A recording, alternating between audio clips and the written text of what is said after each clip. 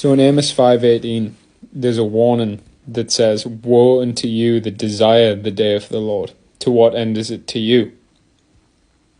And what that's talking about is all of you Christians who are praying for the pre-trib rapture. The pre-trib rapture is one of these smooth, ear-tickling doctrines that the prophets and Paul warned of that would deceive you in the last generation. And my brother Bryce, he just made a video today or yesterday or whenever, and he was saying, it's so true.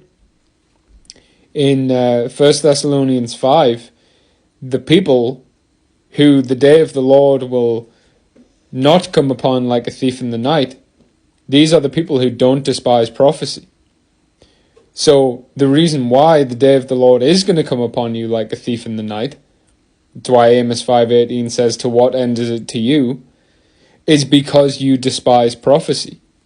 You won't listen to the warnings all throughout the prophets.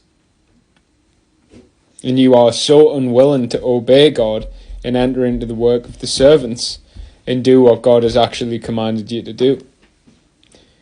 And you're so unwilling to accept the fact that we have to obey God. So what you want to hear instead is, once saved, always saved, and saved by unmerited favor, and the pre-trib rapture. That you can just kick back and relax, and then at some point, God's just going to poof you up out of here, and you'll be safe. Oh, that is not going to happen. That is not going to happen. If you hear the warning of the servants of God in this generation and you ignore it, you're going into great tribulation. That's why Amos 5:18 says, "What end is the great and terrible day of the Lord to you?" It's not going to be a good day for you. It's going to be a very, very bad day for you. And then it goes on and it explains that it's as if a man flees from a lion and a bear meets him.